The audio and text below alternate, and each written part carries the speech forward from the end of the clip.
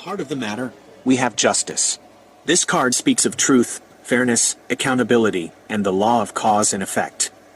It suggests that a situation is being weighed, and outcomes will be based on what is just and equitable. Decisions made now will have long-term consequences, and there's a call for impartiality and clear-sightedness. However, the energy of the devil as the guiding force of the fool casts a significant shadow.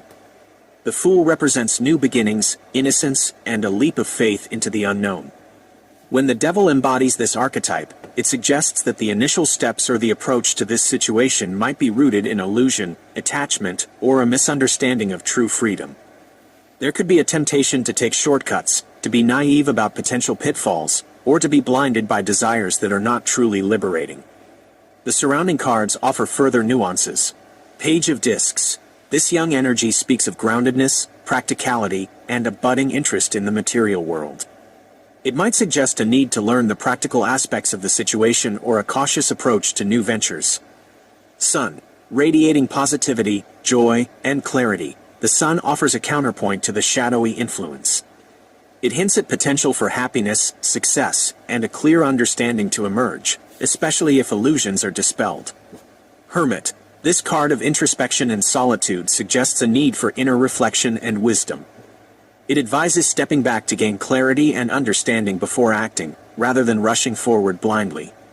Page of Wands. Full of enthusiasm and creative energy, this page indicates a desire for action and exploration. However, with the devil as the fool, this enthusiasm might be misdirected or based on superficial impulses. Lovers. Representing choices, relationships, and harmony, the Lover's card highlights the importance of alignment and making conscious decisions based on true values, not on binding illusions. Seven of Swords. This card speaks of deception, theft, or getting away with something. It warns that the path of illusion or attachment, the devil as fool, might involve dishonest actions or a feeling of being cheated. That acts as a pause or a significant point of consideration. Finally, we have Seven of Wands and the Fool's card.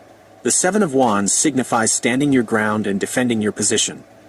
This placement suggests that the journey initiated by the devil-influenced fool might lead to challenges where you need to assert yourself. The presence of the Fool's card at the end, separate from the devil's influence, could imply that the inherent innocence and potential for new beginnings remain, but the initial approach needs careful consideration and a shedding of illusions. In essence, this justice reading suggests that the pursuit of balance and truth is being approached with a potentially misguided or naive energy, the devil as fool.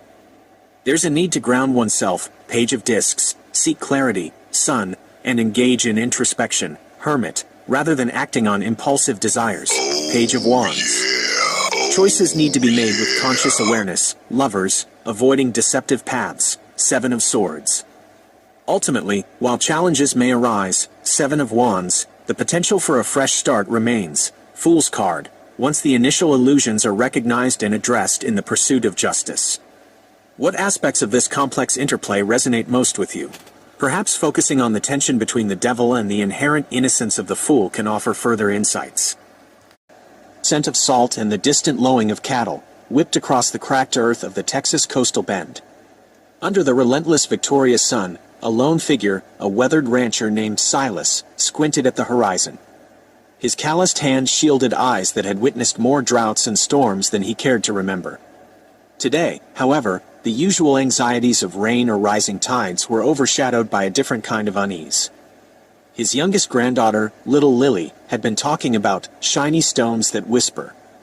At first, he'd dismissed it as childish fancy, the kind of tales spun from the heat and boredom of long summer days. But her insistence, the almost feverish gleam in her bright eyes, had begun to prickle at the edges of his practical mind.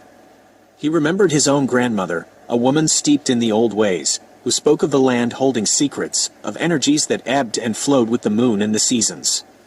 He'd always considered it folklore, comforting stories for long winter nights. Now, watching Lily trace patterns in the dusty ground, her small voice murmuring about the stone's colors and the feelings they stirred within her, a forgotten seed of belief began to sprout. One sweltering afternoon, Lily led him to a dry creek bed, usually a ribbon of cracked clay but occasionally swollen with rainwater. There, nestled amongst the pebbles and sun-bleached shells, were the stones. Not glittering jewels, but smooth, unassuming rocks, each with a unique hue and texture. As Lily picked them up, one by one, she spoke of visions, a soaring hawk, a winding river, a face both familiar and unknown. Silas, a man who trusted what he could see and touch, felt a tremor of something he couldn't explain. He saw only stones, yet in Lily's earnest gaze, he saw something more. He saw a connection, a language whispered on the wind and held within the earth itself. He didn't understand it, not in the way he understood the turn of the seasons or the needs of his cattle. But watching his granddaughter, bathed in the golden light of the setting sun, her small hand clutching a smooth, gray stone, Silas felt a sense of wonder bloom in the arid landscape of his understanding. Perhaps, he mused, the land held more mysteries than he had ever imagined, and perhaps, his Lily held the key to unlocking them. The whispering stones, whatever they were, had awakened something ancient in their little corner of the Texas plains. Silas and Lily. While seemingly a simple narrative of a rancher and his granddaughter, like the threads in a tapestry, it weaves together several significant moral lessons.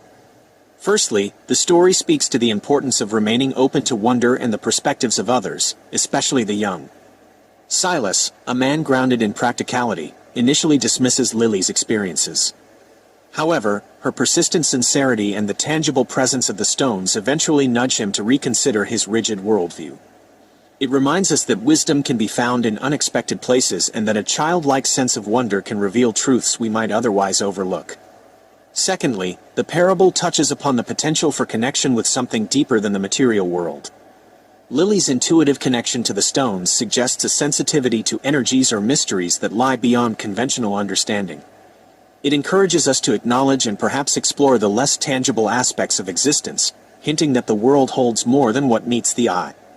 Thirdly, the story highlights the value of intergenerational learning and the transmission of ancestral wisdom. Silas's recollection of his grandmother's beliefs, initially dismissed, gains new significance through Lily's experiences. It suggests that the wisdom of the past, often carried in folklore and family traditions, can hold relevance and offer pathways to understanding the present. Finally, the parable subtly underscores the power of the land and our connection to it. The stones, unearthed from the Texas soil, act as catalysts for Lily's insights and Silas's awakening. It reminds us of the profound influence of our environment and the potential for the natural world to hold secrets and inspire understanding. In essence, the moral of this tale is a gentle encouragement to embrace curiosity, remain open to the unseen, value the wisdom of both the young and the old, and recognize the deep and often mysterious connection we share with the world around us. It suggests that sometimes, the most profound truths are whispered not in grand pronouncements, but in the quiet wonder of a child holding a stone. Where archetypes roamed like sentient constellations, there existed a realm cloaked in twilight hues and the seductive whispers of earthly delights. This dominion, known as the Shadowlands, pulsed with the raw, untamed energy of desire and the sweet allure of perceived freedom. It was the realm of the devil. Here, obsidian citadels pierced skies the color of bruised plums, their ramparts adorned with intricate carvings of entwined vines and laughing, shadowed figures. Rivers of molten gold snaked through valleys where the air hung heavy with the scent of forbidden blossoms and the murmur of tempting promises.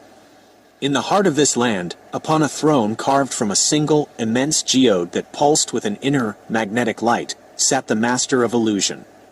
His gaze, like polished onyx, held both captivating power and the glint of ancient secrets.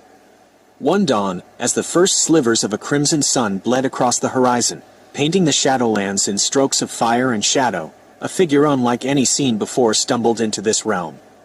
It was the Fool. He skipped with an oblivious joy, his tattered motley shimmering with an inner light that seemed utterly unfazed by the surrounding gloom. A single white rose, impossibly pure, was clutched in his hand, and his eyes, wide with innocent wonder, absorbed the strange landscape with unburdened curiosity. The devil, who had been observing the newcomer with an amused curiosity from his obsidian throne, watched as the Fool meandered through his realm. The Fool paused to marvel at the rivers of molten gold, his brow furrowing not in covetousness, but in innocent inquiry at their strange, fluid nature.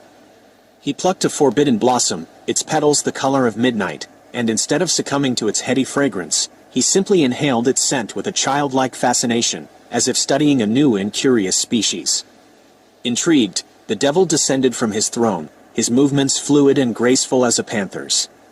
His shadow stretched long and sinuous across the twilight ground as he approached the fool, a sly smile playing upon his lips.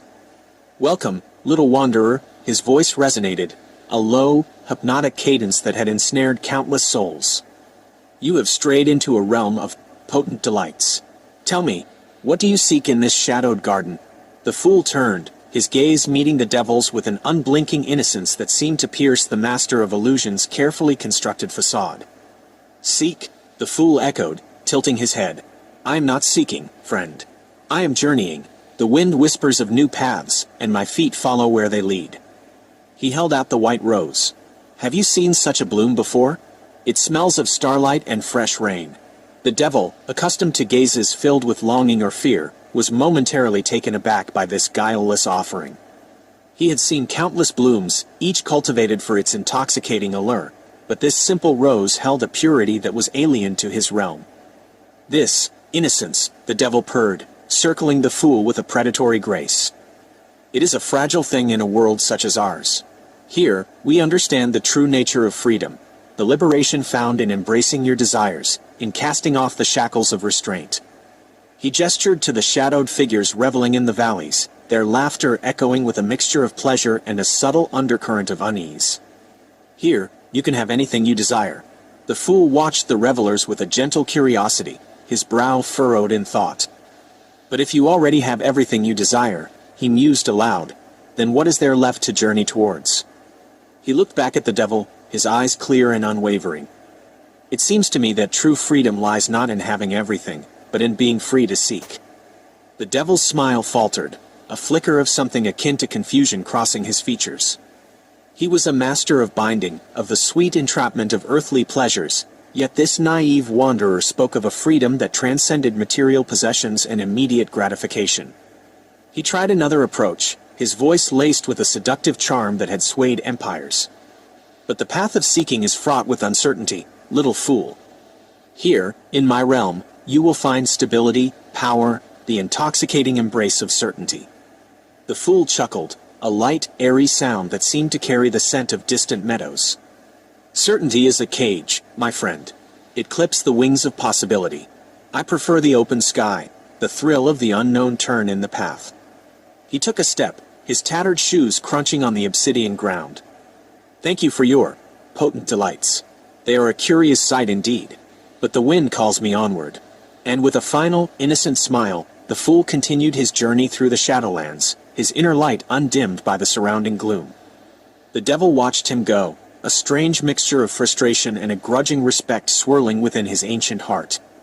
He, the master of illusion, the lord of earthly desires, had encountered something he could not ensnare, a spirit so utterly free that its innocence was its greatest protection, a journeyer who valued the path more than any destination, even one as alluring as his own shadowed kingdom.